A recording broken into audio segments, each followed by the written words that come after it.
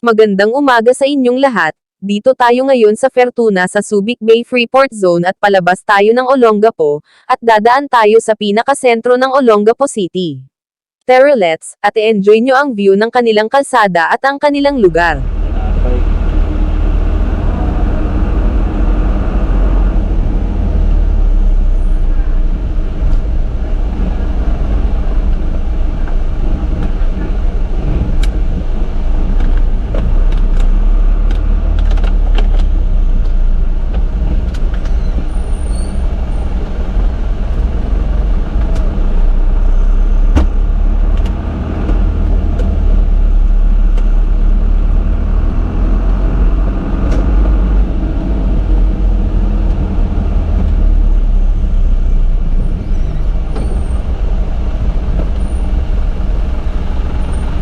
Kano?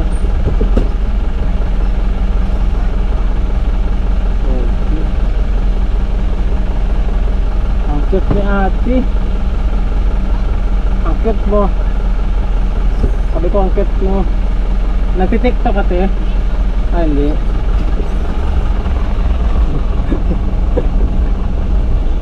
Hindi po.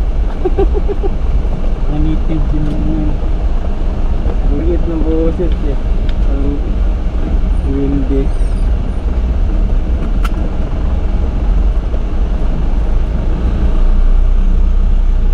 Ikano? 40 po. Nagtitiktok ate? Hindi po.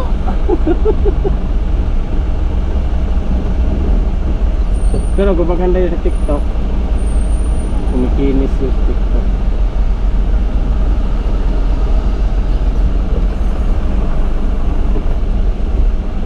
Ito na tayo sa Subic, kung saan yung kalsada stop and go.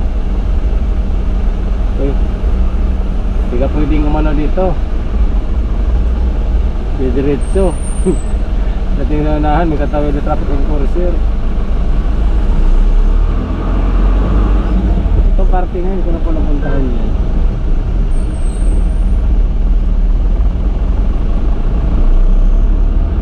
Pero ano yan eh, may mga dead-end lang yan, dagat na yung dulo din eh.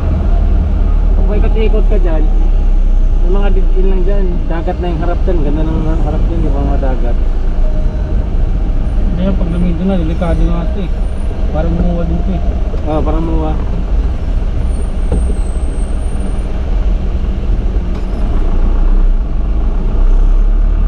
Stop and go. Ay na, hotel. Ang harap dyan dagat. May nakita ko na dyan eh, may nag-vlog na dyan.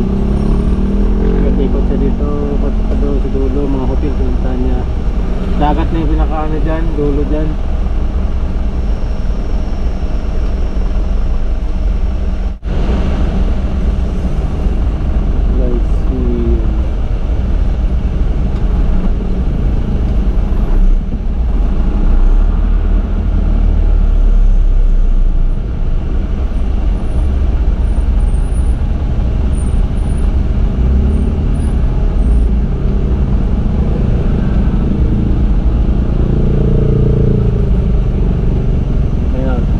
Dyan dagat dyan, dito rin dagat.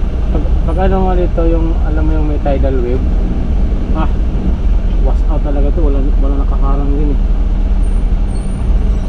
Ang nakaharang lang dyan yung mga building, pero yung bundok wala. Ulag ko kay sa Tacloban, di ba? Parang global. Mas malamas pa, ano pa ngayon eh. Mas malayo pa yung ano, eh, Tacloban. Tacloban kasi may ano pa eh, parang Dalampasigan. Malayo pa yung dagat yan. Parang buhangin. Tacloban. Malayo pa yung ano yan, mga kabayan. Pero wash out nga, di ba? Pati nga yung barko, di ba? Barko. Makit sa bayan. Nasa gitna ng bayan. Ganun kalakas yung tubig. Laki-laki pa ng barko na yun. Hindi na mabalik sa ano yun, dagat. Ang layo na sa dagat. Hindi na ano yung maghahatak nun. Kahit ilang bako pa yun.